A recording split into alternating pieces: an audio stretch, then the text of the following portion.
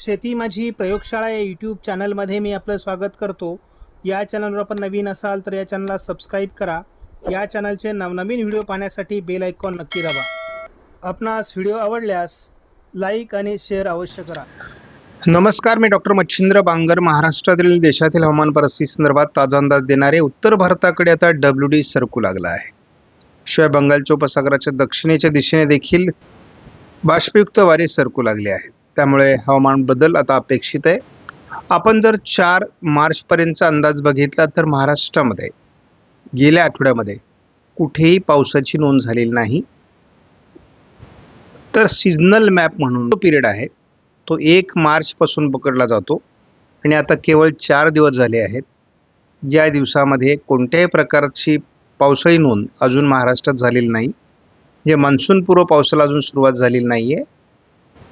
आपण काल भारतीय हवामान खात्याने दिलेल्या उष्णतेसंदर्भातील अलर्ट बघितला होता. आता त्यामध्ये थोडी वाढ आंध्र प्रदेशमध्ये झालेली आहे. म्हणजे जो अलर्ट गुजरात आणि कोकणला दिलेला आहे त्यामध्ये आता आंध्र प्रदेशचाही समावेश असून या ठिकाणी दमट आणि उष्ण अशा प्रकारचं तीव्र वातावरण राहील असा अंदाज आहे. याला थोड्याफार प्रमाणात आपण हीट वेव्ह देखील म्हणू शकतो. ही हीट वेव्ह आंध्र प्रदेश आणि गुजरातमध्ये 6 तारखेला असण्याची शक्यता आहे. उष्णतेचा पारा दिवसेंदिवस वाढत असून विदर्भ, मराठवाडा, उत्तर महाराष्ट्र, गुजरात, राजस्थान या भागात याचा प्रभाव अधिक तीव्रतेने वाढतो आहे. त्यामुळे सर्वांनी उष्णतेच्या लाटेपासून स्वतःचं संरक्षण करावं. 40 अंशाचा टप्पा लवकरच उष्णता गाठणार आहे. मान्सूनपूर्व पावसासाठी अनुकूल स्थिती निर्माण होऊ लागली असून उत्तर भारतात WD सक्रिय झाले आहेत. आता जम्मू काश्मीर, लेह लडाखमध्ये प्रत्यक्ष WD सक्रिय होत आहेत. साधारण 8 तारखेला एक नव्याने WD सक्रिय होईल आणि हे वातावरण सातत्याने वाढत जाणं अपेक्षित आहे. त्यामुळे आपल्याला सातत्याने आता पूर्व भारतामध्ये आणि उत्तर भारतामध्ये पाऊस बघायला मिळणार आहे आणि याची तीव्रता 14 तारखेपासून अधिक वाढणं देखील अपेक्षित आहे. सध्या आपण उष्णतेचा म्हणजे उन्हाळ्याचा देखील अंदाज बघतो. 5 तारखेला महाराष्ट्रासहित गुजरात, राजस्थानमध्ये उष्णतामान वाढतंय. यामध्ये प्रत्येक दिवशी वाढ होणं अपेक्षित आहे. संपूर्ण भारतामध्ये ही उष्णता वाढत जाईल असा देखील अंदाज आहे. 40 अंशाचा टप्पा 13 तारखेला विदर्भात अपेक्षित आहे आणि त्याचबरोबरीने राजस्थानमध्ये देखील 42 अंशाचा टप्पा आपल्याला 14 तारखेला दिसणार आहे. त्यामुळे 13-14 तारखेपासून भारतात उष्णतेच्या लाटेचा प्रभाव वाढणं अपेक्षित आहे. ECMWF मॉडेलने महाराष्ट्रामध्ये खास करून विदर्भाकडून मार्चच्या 19 तारखेच्या दरम्यान 18-19 तारखेच्या दरम्यान पावसाचे संकेत दिले आहेत. अवकाळी पाऊस सुरू होतोय.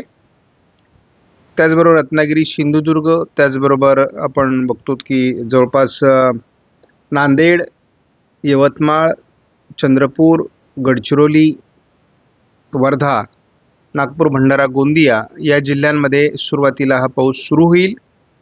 हा मान्सूनपूर्व पाऊस आहे. आपण GFS मॉडेलनुसार सुद्धा हा अंदाज बघू शकतो. तर GFSने मात्र आपल्याला हा अंदाज बीड, लातूर, नांदेड आणि चंद्रपूर, गडचिरोली जिल्ह्यामध्ये दाखवलेला आहे. आयकॉन मॉडेलचा अंदाज हा 12 तारखेपर्यंतचा आहे. त्यामुळे या मॉडेलने अजून पाऊस दाखवण्यास सुरुवात केलेली नाही आहे.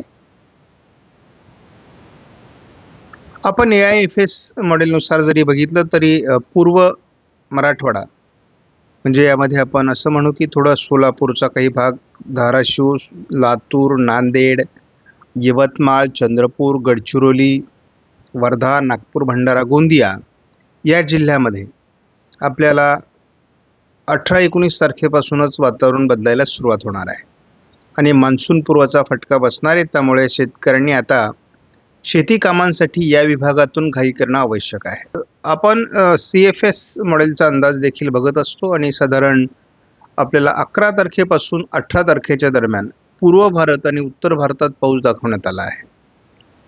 तर आपण अतिशय जोरदार अशा प्रकारचं वातावरण 18 मार्च ते 25 मार्चच्या दरम्यानच भारतामध्ये सुरू होतं आहे आणि त्यामुळे मान्सूनपूर्व पावसाचा लवकरच प्रभाव निर्माण होईल. एवढ्या प्रमाणात पाऊस मार्चमध्ये पडेल असं वाटलं नव्हतं, परंतु मार्चचा म्हणजे तिसरा आणि चौथ्या आठवड्यात देखील आपल्याला पावसाची हजेरी दिसते आणि उत्तरेकडील अनेक राज्यांमध्ये म्हणजे गुजरात, राजस्थान, दिल्ली, पंजाब, हरियाणा, उत्तर प्रदेश, उत्तराखंड, हिमाचल प्रदेश आणि जवळपास जम्मू काश्मीरपर्यंत हा पाऊस असणार आहे. मध्य प्रदेश आणि महाराष्ट्रामध्ये देखील आपल्याला शेवटच्या आठवड्यात त्याची हजेरी दिसणार आहे. महाराष्ट्रात एप्रिलचा पहिला आठवडा हा अधिक प्रभावी असण्याची शक्यता आहे. तर दुसऱ्या आठवड्यात देखील पूर्व विदर्भात याचा प्रभाव कायम राहील. सध्या आपल्याला एप्रिल महिन्याचा अंदाज महत्त्वाचा एप्रिलमध्ये गारपीट होणार आहे. मे मध्ये देखील वादळी पाऊस महाराष्ट्राला प्रभावी ठरेल. दक्षिणेसहित उत्तरेकडील राज्यांमध्ये देखील मे मध्ये पावसाळी वातावरण राहणार आहे. SIPS मॉडेलने देखील मराठवाडा, विदर्भ या भागात जोरदार पाऊस एप्रिलमध्ये आणि मे मध्ये देखील दाखवलेला आहे. आणि मे मध्ये आपण कालही सांगितलेलं आहे की साधारण केरळच्या दरम्यान एक कमी दाबाचं क्षेत्र किंवा एखादी वादळी सिस्टम विकसित होईल जी मे मध्ये महाराष्ट्राला पाऊस देणार आहे. महाराष्ट्रामध्ये पहिल्यांदा आपल्याला रायगड जिल्ह्यामध्ये वादळी पावसाची शक्यता दिसते 11 तारखेला. 12 तारखेला कोकणातील काही ठिकाणी वातावरण निर्मिती होण्याची शक्यता आहे.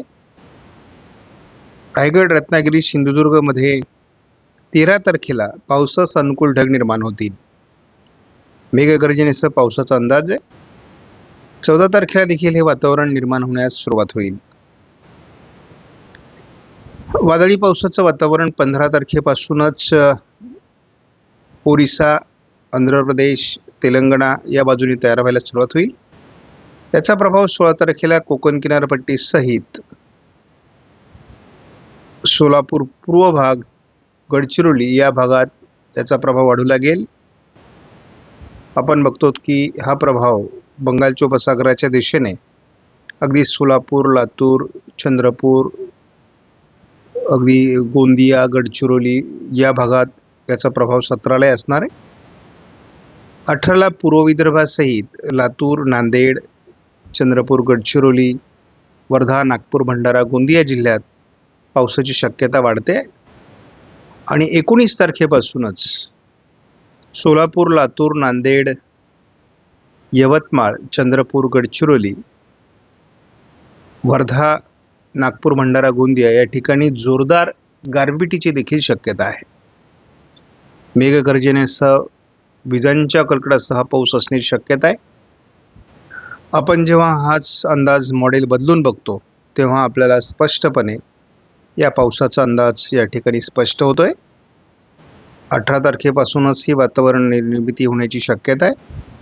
त्यामुळे कोणीही या अंदाजाकडे दुर्लक्ष करू नका.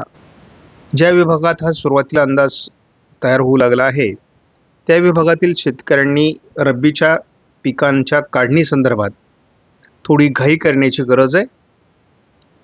ही पूर्वसूचना आहे, त्यामुळे यामध्ये दुर्लक्ष करता कामा नये. आपणास व्हिडिओमधील माहिती महत्त्वपूर्ण वाटल्यास लाईक करा, शेअर करा, चॅनलला सबस्क्राईब करा. धन्यवाद. जय हिंद, जय महाराष्ट्र, जय बळीराजा.